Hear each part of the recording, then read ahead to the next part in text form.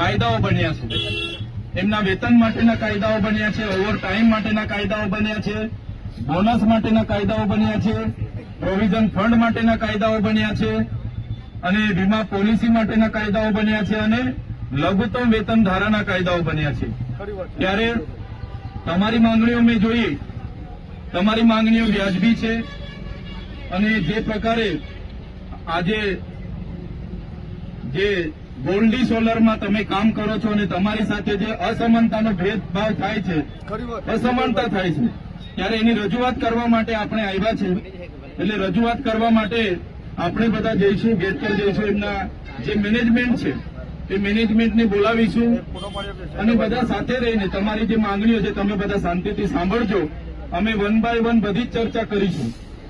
તમને ખબર છે કે જે એક્ટ બન્યા 1947 નો આપણો ઇન્ડસ્ટ્રીયલ ડિસ્ટ્રીબ્યુટરનો એક્ટ બન્યો, આપણે લઘુત્તમ વેતન ધારાનો એક્ટ 1948માં બન્યો, એ જ પ્રકારે આપણે પ્રોવિઝન ફંડનો એક્ટ 1952માં બન્યો, એ જ પ્રકારે આપણે બોનસની રકમ પગાર પર બોનસ મળવું જોઈએ તેનો એક્ટ 1965માં બન્યો, એ જ પ્રકારે 1970માં કોન્ટ્રાક્ટ અને મજૂરની નિયમન અને નાબૂદી માટેનો એક્ટ બન્યો. ગુજરાતમાં 1972માં મજૂરો અને કોન્ટ્રાક્ટરોના નવા નિયમો બન્યા. એ જ પ્રકારે 24 એપ્રિલ 2023ના રોજ શ્રમ આયોગની કચેરી દ્વારા લઘુત્તમ વેતન ધારાની દરેક ગાઈડલાઈનો બની, એ પ્રમાણે બધાને લઘુત્તમ વેતન ધારો મળવો જોઈએ.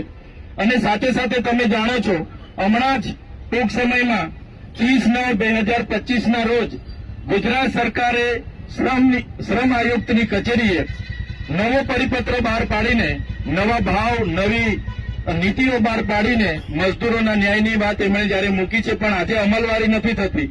સાથે સાથે એમણે અનુસૂચિત 6માં આવતા, અનુસૂચિત 4માં આવતા લેબરો માટે, જેમને આપણે કુશળ, બિનકુશળ, અર્ધકુશળની વ્યાખ્યા આપીએ છીએ, એમના માટે પણ જે નિર્વાહ ભત્તાની વાત છે એ પણ આજ દિન સુધી આપણને કોઈ મળતું નથી.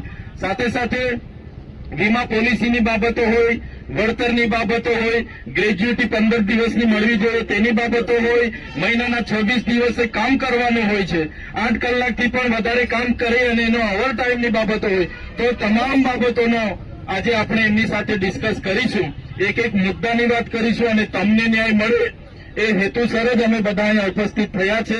અને અમારું કામ, અમારી તમામ ટીમ અહીંયા ઉપસ્થિત છે, તો તમને ન્યાય અપાવીને જ અમે જઈશું. અને જે પણ ત્યાં ચર્ચા થશે મેનેજમેન્ટ સાથે જે પણ ચર્ચા થશે એની સાથે તમારા આગેવાનો પણ અમારી સાથે રહેશે, એની પણ ચર્ચા કરીશું.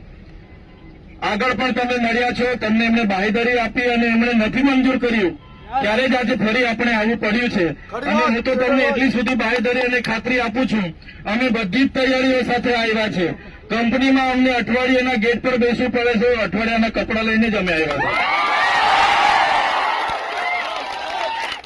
એટલે ચિંતા કરવાની જરૂર નથી. આપણા જે અધિકારની વાત છે, જે ગુજરાત સરકારે મોટી મોટી જાહેરાતો કરી કે મજદૂરોને આટલો ન્યાય મળવો જોઈએ, આટલા વર્ષ કામ કરે એમને કાયમી કરવા જોઈએ, 85% સ્થાનિકોને કાયમી રોજગાર મળવો જોઈએ, જે સંવિધાનમાં પ્રાવધાન છે, સરકારે નીતિ નિયમો બનાવ્યા છે, એ પ્રમાણે જ આપણે વાત કરવાના છે અને એ પ્રમાણે તમને ન્યાય અપાવવાના છે. ત્યારે મારી સાથે તમામ આગેવાનો અહીંયા ઉપસ્થિત થયા છે. પિયુષભાઈ પટેલ છે, તેજસભાઈ પટેલ છે, સ્નેહલભાઈ વસાવા છે, શિરીષભાઈ ચૌધરી છે, રજનીભાઈ વસાવા છે, સંદીપભાઈ વસાવા છે, આપણા માંગરોળના તમામ આગેવાનો છે, કિરણભાઈ છે, સંજયભાઈ છે, અનંતભાઈ છે, રણજીતભાઈ છે, બધા જ આગેવાનોનો અમારો ધ્યેય એ જ છે કે તમને ન્યાય મળે.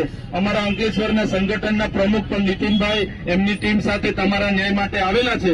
તો અમારા બધાનો હેતુ તમને બધાને ન્યાય મળે એનો છે. તમને ન્યાય આપવા માટેની મેનેજમેન્ટ સહમતિ આપી દેશે તો આપણું આંદોલન આપણે સમેટી લઈશું. અગર મેનેજમેન્ટ સહમતિ નથી આપતું અને આપણી સાથે યોગ્ય રીતે વાત નથી કરતું તો અમે પણ તમારી સાથે જ ધરણા પર બેસવાના છે. એટલે એમાં કોઈ ચિંતા આપણે બધા શિસ્તમાં માનનારા લોકો છે, તો શિસ્તની પદ્ધતિસર જ આપણે ત્યાં જઈશું. કોઈએ પણ ધક્કામુક્કી કે કોઈએ પણ બીજી વાતો સોળ શરાબા હો હા કોઈ કરવાનું નથી.